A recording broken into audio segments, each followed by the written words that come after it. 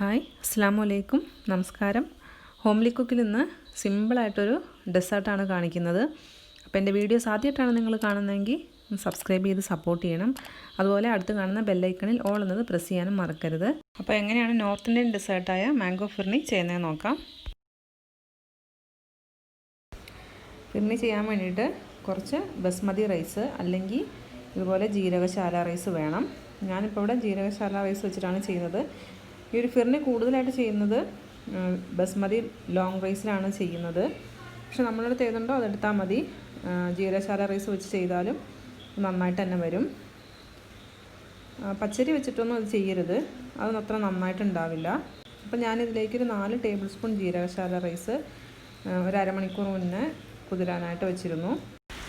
ഇനി ഇത് വാഷ് ചെയ്തിട്ട് നന്നായിട്ട് ഡ്രെയിൻ ചെയ്തെടുക്കണം.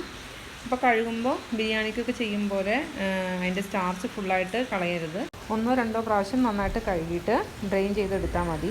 അപ്പോൾ ഇവിടെ ഞാനിത് നന്നായിട്ട് ഡ്രെയിൻ ചെയ്തെടുത്തിട്ടുണ്ട്. ഒട്ടും വെള്ളം വേണ്ട കേട്ടോ, ഇതുപോലെ ഡ്രെയിൻ ചെയ്തെടുക്കണം. നമുക്ക് മിക്സിയുടെ ജാറിലേക്ക് മാറ്റിയിട്ടൊന്ന് പൊടിച്ചെടുക്കാം. ഞാനിതിവിടെ പൊടിച്ചെടുത്തിട്ടുണ്ട്. ഇതുപോലെ ചെറിയൊരു തരിയോടുകൂടി പൊടിച്ചെടുക്കണം. ഇതുപോലെ ചെറിയ തരിയോടുകൂടി വേണം ഇത് പൊടിച്ചെടുക്കാൻ. ഇനി ഈ ഒരു ഫിർണിയിലേക്ക് ഞാനിപ്പോൾ എടുത്തിരിക്കുന്ന 1 ലിറ്റർ പാലാണ്. ഇതിൽ നിന്ന് 1 കപ്പ് പാൽ നമുക്ക് എടുക്കാം. എന്നിട്ട് ഈ പൊടിച്ച് വെച്ചിരിക്കുന്ന അരിയിലേക്ക് ചേർത്ത് നന്നായിട്ട് മിക്സ് ചെയ്യാം. കട്ട കെട്ടാതെ മിക്സ് ചെയ്തെടുക്കണം. ഇപ്പോൾ അരി പൊടിക്കുന്ന 2 രീതിയിൽ പൊടിക്കാം. നമുക്ക് വേണമെങ്കിൽ പാൽ ചേർത്തിട്ട് അരച്ചെടുക്കാം. അതും ഇതുപോലെ അല്പം തരിയോടുകൂടി അരച്ചെടുക്കുക. അപ്പോൾ ഞാൻ ഈ രീതിയിൽ പൊടിച്ചെന്ന് മാത്രം. നിങ്ങൾക്ക് ഏതാണോ താല്പര്യം അതുപോലെ ചെയ്യാം. ഇനി നന്നായിട്ടങ്ങ് മിക്സ് ചെയ്ത് യോജിപ്പിച്ച് വയ്ക്കാം. അപ്പോൾ നന്നായിട്ട് മിക്സ് ചെയ്ത് യോജിപ്പിച്ചിട്ടുണ്ട്. ഇതൊരു സൈഡിലേക്ക് മാറ്റി വയ്ക്കാം. ഇനി ഇതിലേക്ക് കുറച്ച് മാംഗോ പൾപ്പ് വേണം. അപ്പോൾ ഞാനിവിടെ എടുത്തിരിക്കുന്ന 2 മാങ്ങയുടെ പൾപ്പാണ് എടുത്തിരിക്കുന്നത്. നന്നായിട്ട് ചെത്തി എടുത്തിട്ട് അത് മിക്സിയുടെ ജാറിലിട്ട് അടിച്ചെടുത്തിരിക്കുന്നതാണ്. അപ്പോൾ ഈ ഒരു വലിപ്പത്തിലുള്ള മാങ്ങയാണ് ഞാൻ എടുത്തിരിക്കുന്നത്. അപ്പോൾ മാങ്ങയുടെ വലിപ്പം അനുസരിച്ച് 2-3 മാങ്ങ എടുക്കാം. അപ്പോൾ നന്നായിട്ട് പഴുത്തതും അധികം നാരില്ലാത്തതും നോക്കി മാങ്ങ എടുക്കണം. ഇനി ബാക്കിയുള്ള പാൽ ഞാനിവിടെ തിളയ്ക്കാനായിട്ട് വെച്ചിട്ടുണ്ട്. നന്നായിട്ടൊന്നങ്ങ് തിളച്ച് വരണം. ഫിർണി നമുക്ക് 2 രീതിയിൽ ചെയ്യാം. പ്ലെയിൻ ഫിർണി ചെയ്യാം, അതുപോലെ ഇതുപോലെ മാംഗോ ഇട്ട് ഫ്രൂട്ട്സ് ഇട്ട് ഫിർണി ചെയ്യാം. സാധാരണ ഫിർണി ചെയ്യുമ്പോൾ അതിൻ്റെ ഒരു അളവെന്ന് പറയുമ്പോൾ 1 ലിറ്റർ പാലിന് ഒരു 100 ഗ്രാം പഞ്ചസാരയാണ്, അതുപോലെ ഒരു 50 ഗ്രാം റൈസ്, അതാണ് വേണ്ടത്. പാലിവിടെ തിളച്ച് വന്നിട്ടുണ്ട്. ഇനി ഇതിൻ്റെ ഫ്ലെയിം ഒന്ന് കുറച്ചിട്ടിട്ട് ഇതിലേക്ക് എടുത്ത് വെച്ചിരിക്കുന്ന പാലിൻ്റെയും അരിയുടെയും കൂട്ട് ഒഴിച്ചു കൊടുക്കാം. നന്നായിട്ട് മിക്സ് ചെയ്തിട്ട് വേണം ഒഴിച്ചു കൊടുക്കാനായിട്ട്. കുറച്ച് ഒഴിച്ചു കൊടുക്കുക. അതോടൊപ്പം നന്നായിട്ട് മിക്സ് ചെയ്തുകൊണ്ടും ഇരിക്കുക. ഇനി ഇതൊരു മീഡിയം ഫ്ലെയിമിലിട്ട് നന്നായിട്ട് അരി വെന്ത് കുറുകി വരുന്നത് വരെ മിക്സ് ചെയ്തുകൊണ്ടേ ഇരിക്കണം. പാലിവിടെ ചെറുതായിട്ടൊന്ന് കുറുകി വന്ന് തുടങ്ങിയിട്ടുണ്ട്. ഇതുപോലെ ഈ സമയത്ത് ഇതിലേക്ക് നമുക്കൊരു 1/2 കപ്പ് കണ്ടൻസ്ഡ് മിൽക്ക് ഒഴിച്ചു കൊടുക്കാം. കണ്ടൻസ്ഡ് മിൽക്ക് ഓപ്ഷണലാണ്, പഞ്ചസാര ചേർത്താലും മതി.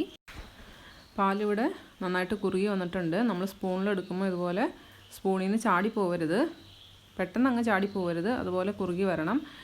ഇനി ഈ ഒരു സമയത്ത് നമുക്ക് ഇതിലേക്ക് എടുത്ത് വച്ചിരിക്കുന്ന മാംഗോ പൾപ്പ് ചേർത്ത് കൊടുക്കാം. പഞ്ചസാരയാണ് ചേർക്കുന്നതെങ്കിൽ മാംഗോ ചേർത്തിട്ട് വേണം പഞ്ചസാര ചേർക്കാൻ. മാങ്ങയ്ക്ക് മധുരം ഉണ്ടാവും, അപ്പോൾ ആ മധുരം നോക്കിയിട്ട് വേണം പഞ്ചസാര ചേർത്ത് കൊടുക്കാൻ. അപ്പോൾ കണ്ടൻസ്ഡ് മിൽക്ക് നമുക്ക് ഇത്രയും മതിയാവില്ല, പക്ഷേ അത് അധികം ചേർക്കരുത്. അധികം ചേർക്കുമ്പോൾ പെട്ടെന്ന് മടുക്കും പോലെ തോന്നും കഴിക്കുന്ന സമയത്ത്.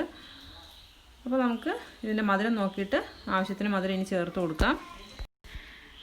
ഞാനിതിലേക്കൊരു 4 ടേബിൾ സ്പൂൺ പഞ്ചസാര കൂടെ ചേർത്ത് കൊടുത്തിട്ടുണ്ട്. ഇനി ഇതിലേക്ക് ഒരു 5 ഏലക്ക പൊടിച്ചത് ചേർത്ത് കൊടുക്കാം. ഏകദേശം ഒരു 1/2 ടീസ്പൂണിന് മേലെ വരും. അതുകൂടെ ചേർത്ത് കൊടുക്കാം. ഇനി ഫിർണി അധികം തിളയ്ക്കരുത്. 1-2 തിള വന്ന ഉടനെ തന്നെ നമുക്ക് ഫ്ലെയിം ഓഫ് ചെയ്യാം. അപ്പോൾ ഫ്ലെയിം ഓഫ് ചെയ്ത് കൊടുത്തിട്ടുണ്ട്. ഇനി ഇത് ചൂടോടുകൂടി തന്നെ ഇത് സെർവ് ചെയ്യുന്ന പാത്രത്തിലേക്ക് മാറ്റാം. ഞാനിപ്പോൾ ഇതുപോലൊരു പാത്രത്തിലേക്കാണ് മാറ്റുന്നത്. അപ്പോൾ മുഴുവനായിട്ട് ഇതുപോലെ സെർവ് ചെയ്യുന്ന പാത്രത്തിലേക്ക് മാറ്റി വയ്ക്കാം. ഇപ്പോൾ ഫിർണി മുഴുവൻ ഞാനിതുപോലെ മാറ്റിയിട്ടുണ്ട്. ഇനി നന്നായിട്ട് ചൂടാറണം. ചൂടാറി കഴിഞ്ഞിട്ട് ഫ്രിഡ്ജിൽ വെച്ച് നന്നായിട്ടൊന്ന് തണുപ്പിച്ചെടുക്കണം. ഒരു 4 മണിക്കൂറെങ്കിലും നന്നായിട്ട് തണുപ്പിച്ചെടുക്കണം. എന്നിട്ട് നമുക്ക് ഗാർണിഷ് ചെയ്യാം. ഇതിവിടെ നന്നായിട്ട് തണുപ്പിച്ചെടുത്തിട്ടുണ്ട്. ഇനി ഇത് ഗാർണിഷ് ചെയ്യാം. അതിന് വേണ്ടിയിട്ട് ഞാനിവിടെ കുറച്ച് നട്ട്സ് ഒന്ന് ക്രഷ് ചെയ്തെടുത്തിട്ടുണ്ട്. ഇതാദ്യം ഞാനൊന്ന് നട്ട്സ് ഒന്ന് വറുത്തെടുത്തു. എണ്ണയില്ലാതെയാണ് വറുത്തെടുത്തത്.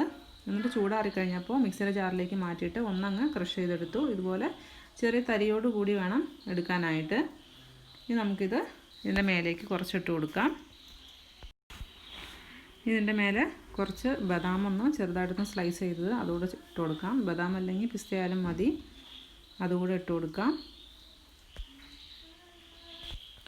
ഇതിൻ്റെ മേലേക്ക് കുറച്ച് മാംഗോ ഇട്ട് കൊടുക്കാം. ഇത് ഞാൻ കുറച്ച് പഞ്ചസാര മിക്സ് ചെയ്തിട്ട് ഫ്രിഡ്ജിൽ വെച്ച് തണുപ്പിച്ചതാണ്. അത് ഇതിൻ്റെ മേലേക്ക് ഇട്ട് കൊടുക്കാം. ഞാനിതുപോലെ എല്ലാം ചെയ്തെടുത്തിട്ടുണ്ട്. അപ്പോൾ ഇതുപോലെ ഒന്ന് ചെയ്ത് നോക്കുക. വളരെ ഈസി ആയിട്ടുള്ളൊരു ഡെസേർട്ടാണ്. ഇഷ്ടപ്പെട്ടെങ്കിൽ ലൈക്ക് ചെയ്യാനും കമൻറ്റ് ചെയ്യാനും ഷെയർ ചെയ്യാനും മറക്കരുത്. Thanks for watching.